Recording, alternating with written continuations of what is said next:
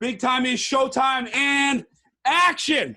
Corey Bellamy, how are you, my friend? Hey, Jackie, grab my phone right quick. Oh, I got it right here. Sorry. Corey, let's hop right into this right now. How are you doing today, you beast? I'm fucking doing well. Look at this setup I got. I'm watching fucking football. I got my Jaeger cooler. I got all my jerseys for the boys. The man cave. I love it. I love it. Thank you for bringing us inside the man cave. Yep, I got Top Speed Hockey. Frizzy's running Top Speed Hockey in fucking Sweden. All right, is he paying us for that shameless shout out? I love it. He better be. I better be getting this merch for free. He's been bothering me about fucking paying him. Listen, little background on Corey Bellamy. He's a left shot. He's a forward. He's born June 30th, 1989 in Springfield, Mass. That makes him 31 years old. He's 6'1", 185 pounds when he started out. I know he's a lot bigger than that when I played with him. Am I ever? Anyways, who got you into hockey? I would say, I mean, my family and foremost, like my brother and sister, but I would say my mom's side of the family, like we were all born in the Providence, Rhode Island area. And, yeah, from there, like, my mom's side of the family got us into it. And, from there, like Rob and Casey, we're always playing. Casey's 2 years older than me and Rob's 4 years older than me. So, why don't you talk a little bit about your sister and your brother? I know they're big-time hockey players like yourself. Yep. Casey, obviously, she's a decorated fucking hockey player. Like, she's like no other, really. Stud woman defenseman for the U.S. Olympic team, I believe, no? Yes, correct. She's the assistant captain. She's, I believe she's going to do her 4th Olympics. So she's got 2 silvers and a gold, and she's looking for another gold. Awesome. Well, congratulations to her. Oh my God. Yeah. She went to, she played boys hockey for the Springfield Junior Picks. Little jersey action there. And, we all pretty played amazing, there growing up. Pretty amazing. And then Casey went and played, at Berkshire School for 4 years. And then, she got a full scholarship to pretty much all the schools in the country for D1 women's hockey. And she picked, UNH. And she played with a bunch of awesome girls there. And then during that time, I think she was a sophomore when she made the transition to be on the national team. Did you get to bang any of her friends? No, God, she wouldn't let that happen, Billy. You know that. Anyways, listen, and your brother Rob, he's a very talented hockey player and musician. Isn't that right? That's right. Yeah, Rob's 4 years older than me. He's 35 years old. Drafted Rob, you old goat. Right, yeah, Rob. He was drafted 91st overall in the 2004 draft with Ovi. Awesome. Yeah, just it was the Philadelphia Flyers' first draft pick. It was a little bit different back in the day when you could, Rob used to crush people, but he wasn't the biggest fighter. He didn't like getting, he wanted to stay on the ice, so he'd crush people and. He went to UMaine, had a great career at UMaine, and played 7 years pro after that, 2 years in the A, played a year in the EIHL in England for Nottingham, won a championship with Billy Ryan. Awesome, yeah. Shout out to Billy Ryan.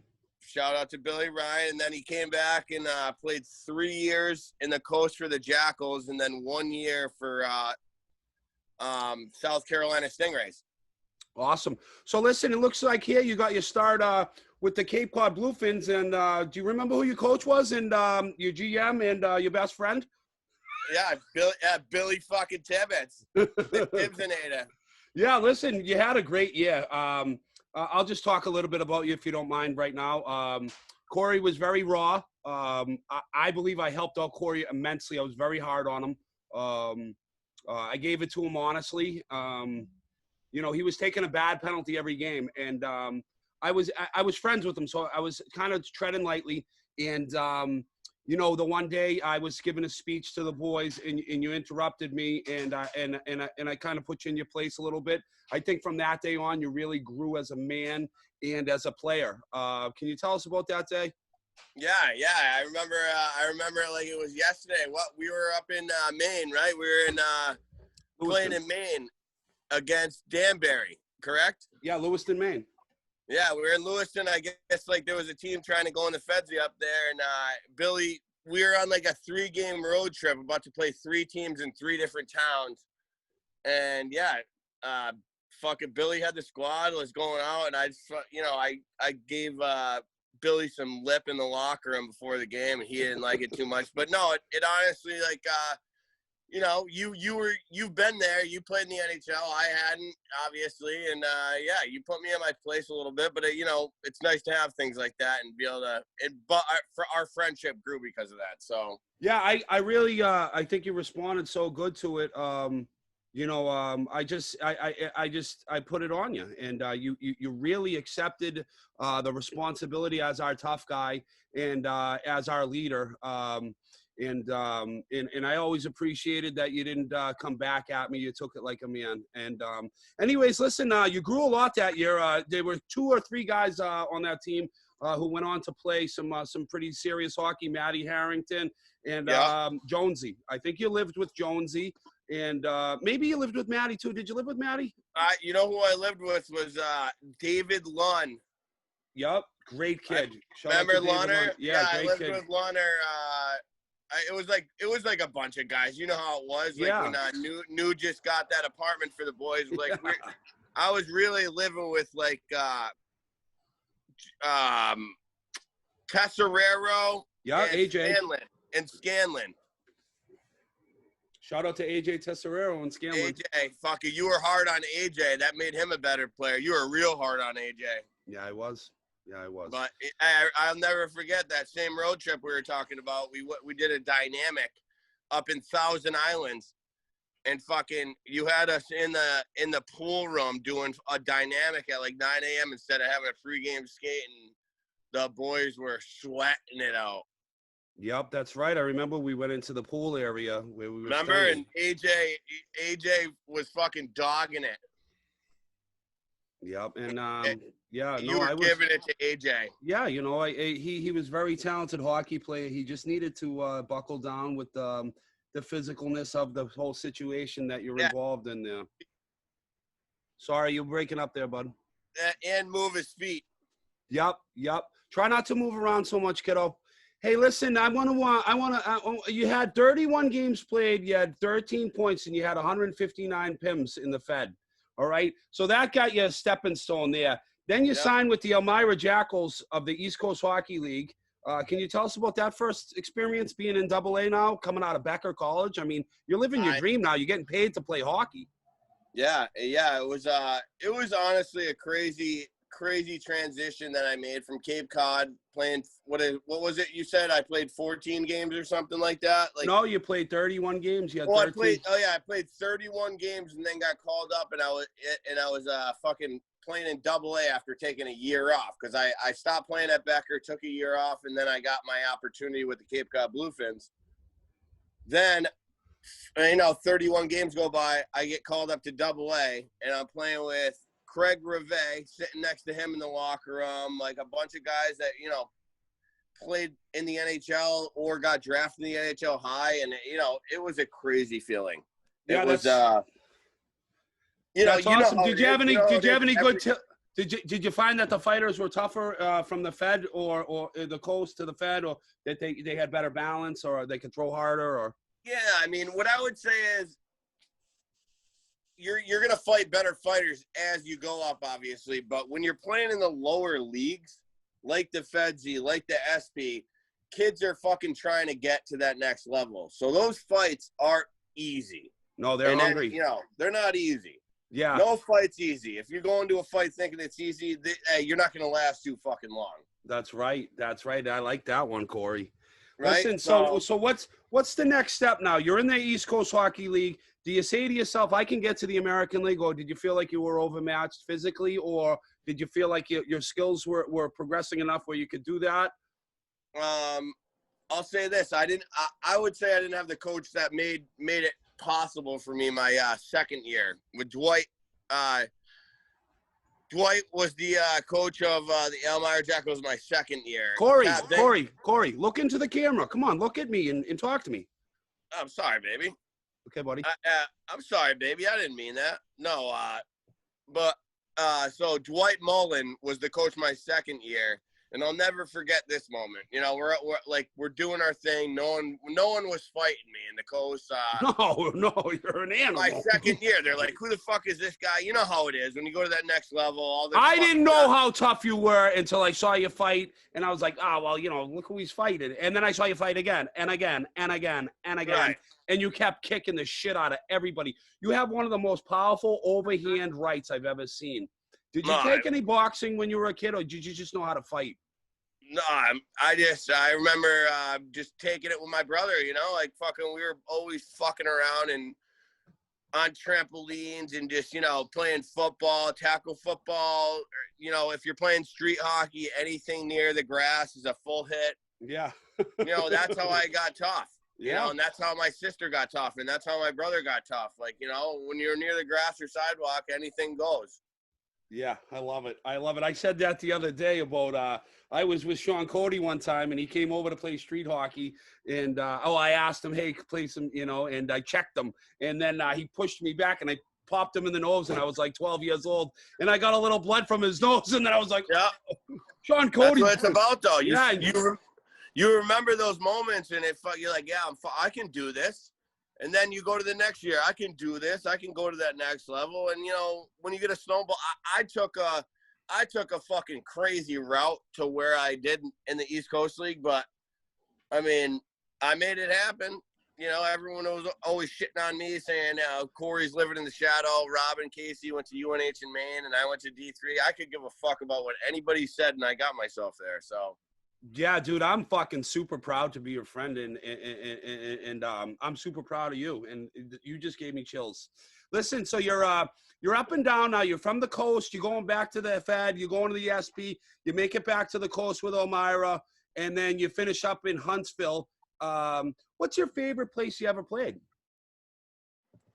I mean, the year that I loved Elmira, but the best place I played was Huntsville. I mean, I could never. There was between 3,000 and 9,000 fans at any game in Huntsville, and it was like no other. You're in Huntsville, Alabama, and there's 6,000 fans in the stands, and I get to start the game, and I fucking bundle someone and get to drop the gloves at the beginning of the game, and they're yelling Bally, Bally, and it's like, you know. It's a crazy feeling, and you know, I guess goal scorers can feel it a little bit, but being in small towns in in the South, even up in New York when I played there, being able to fight and you get 2 shifts to 3 shifts a game, and people are chanting your fucking name, and their goal scorers out there most of the game, and you don't hear a fucking peep about his name. No, you know what? It's funny because the people that make it out of the lesser leagues are the tough players. Right, right. You're not gonna go. Sorry. No, I'm sorry. No, but you're not gonna make it out of those lesser leagues fucking going to score 30 goals in the Fedzy or 25 in the SP every time you go up, and then you would go to the A and score 8 goals a season. Like you're staying in the Fedzy for a reason. Yeah, but if you haven't figured that one out, I mean, look at the list of players that have made it from the East Coast Hockey League into the NHL. Not very many skill guys. Anyways, listen, I want to talk about the 1 year here. Your best year, I believe. You were a call up or what? No, you were there. You started the year there, and you were in Huntsville. You only had 38 games, right? But you had 302 penalty minutes. How many majors did you have that year, you maniac? All of them. So 302 PIMs. 302 PIMs. So that's like what? You have like I don't know, 40 fights? Yeah, I think it ended up being like 37 or something. Like, and then there was another year because if you look on my Hockey DB, there was another year before that where I played. The first year I played for the Bluefins, or the second year I played for what was it, the Privateers, and then I got called up to the SP to Columbus.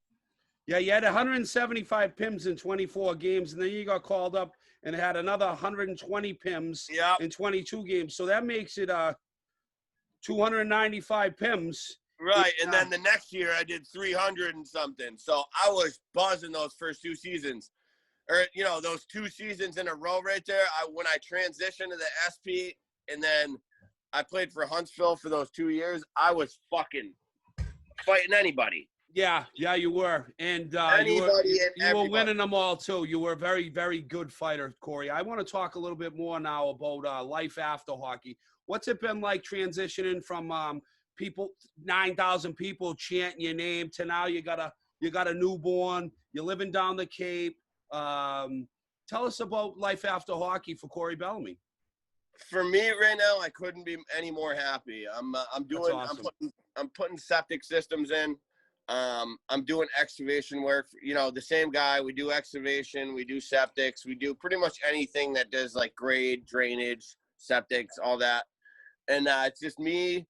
My boss's name is Justin, and his father Norm, and we just fucking crush it every day together. Just three of us, and I couldn't be more happy. It's they're both awesome to work with. They're arguing. Everything always gets done, no matter who does it. Everyone does something different, but kind of like being on a hockey team. Right. It's a team effort, and everybody's got to pull their own fucking weight. Listen, Corey, before we wrap it up, I think we should talk about a couple stories we have that are pretty funny. If anybody doesn't know about the Federal Hockey League, it was the Cape Cod Bluefins and like 5 other teams, and I believe one of the teams was Akwesasne. Fuck. Did I say that correctly? Yeah, the Akwesasne Warriors. Okay, and so we're playing up there, and it's in upstate New York? Yeah, Messina. We were playing in Messina because, like, not everybody on the team could go across the border, and not everybody on their team could, so we met in Messina. No, we played on a Indian reservation, I believe. Yeah, but they had to come off the res because, like, it's like no man's land up there. Who knows where we were? Anyways, they have this guy, right? I'm in an overcoat. I got a suit on. I walk into this place. I'm like, what is going on? They got like Indians like banging on drums. They got like headgear going. It was like slapshot like I've never seen, right? So anyways, the boys are a little terrified because now they get all these meatballs. And you go on the ice and the guy's like 290 pounds and he's got like a beer gut like I got right now. Mike Stacy. Right? I don't know, but there was one guy, I was like, I never saw anything like it in my life. Like his pants couldn't get like up all the way because his gut was hanging. This was like it was like the LNAH, and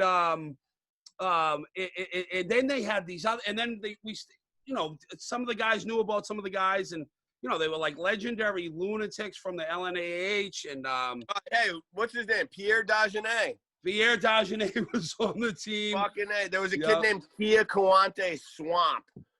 Like, what the fuck are we doing up there? Exactly. So, anyways, we beat them. All right. So we're up 7-0 in the first period, and all of a sudden, they come over to our Mark Fry. Okay, tell the story. Go ahead. Mark Fry, Luke Fry's brother, fucking hit some kid down in the corner from behind. Remember? Yep, and he fucking bundled him from behind. And during the game, there was another kid. Pierre Dagenet came up to the bench, and the kid that I didn't want to fight the whole game was, Pierre Dagenet comes up to me. He goes, "Bellamy, you did not answer the bell and fight our tough guy." I go, "Pierre, I'm not fighting anybody up here. You got fucking fans throwing goddamn monkey wrenches at guys." I looked in the fucking stands, and there was a guy with a bow and arrow aimed at the back of my head the whole game. I was like, this guy got a fucking crossbow up there. Anyways, next thing you know, there's a melee on the ice, all right? Melee. Guys they're coming over to our bench, all right? The kids on our team were terrified. I'm like, fuck this, because I said before the game, if anything happens, I got it. Don't worry, boys. All right? Don't be scared. We'll be all right. So I jumped off the bench, and I'm fighting 2 guys at once. And Mike Stacy and DeChantelets. I don't know. But anyways, and then after that, like, because they attacked us on it, they would come over to our bench and started swinging their sticks at us. Legitimately, that was when Pierre Dagenet came over and the kid speared me, the fucking scumbag. So I jumped off the bench. I fucking took 2 of them guys down. I'm headbutting dudes. I'm, like, breaking guys' fingers. I'm choking guys. I'm ripping guys' eyeballs out of their head. I'm going nuts out there. Fries, fighting for gay. Yeah. Scanlon. Oh, I don't even know. Fucking, these guys are such fucking nobodies. I'm like, oh my God, yeah. this is. And then I was like, all right, boys, let's get the fuck out of here. And then That's right. We just left the ice. Yeah, we just left. It was first period 7-0. I was like, it was gonna Billy, be some... Border Patrol came into the rink. Did they? Border Patrol came into the rink because they heard about this, and remember the fans started coming down when you took us off the ice. I don't know. I just remember that guy. I know. One guy had a crossbow. The other guy had a hatchet, like one of those tomahawks. One guy had a tomahawk up in the stands, and he was like, Tibbetts! And he like fake throw it at me. And I'm like, I turned to security. I'm like, can you get the tomahawk out of that guy's hand? There's drones flying over the rink. Yeah, the one guy had a bazooka. And fucking bazooka. There was another guy had a PP7, a golden gun. And then when we went outside, the IED went off and the bus blew up. Yeah, we were trying to get the fuck out of Dodge. Anyways, listen, Corey, you're the best. I love you. You're going to be a friend of the show for a long time, and I'm going to have you back on again soon. And sorry for the scheduling conflicts today. And look at those blue. Thank you for finally looking in the camera. Your beautiful blue eyes. Oh, you like those? Oh, yeah. Anyways, buddy, I love you, and we'll talk again soon. And thanks for coming on the show, and we'll catch up, I don't know, tomorrow or something. Yeah, let me know, Billy. Hey, good to see you. Cheers, brother. Corey Bellamy, legendary tough guy out of Massachusetts. The kid came from the bottom. He's a fucking Drake song. Not in Rob Bellamy's shadow anymore. Not in Casey Bellamy's shadow anymore. Nope. He's got his own fucking shadow now. Yeah, I am the shadow. Yes, you are. I love you, buddy, and I'll talk to you soon. All right, be easy, Billy. See you, buddy.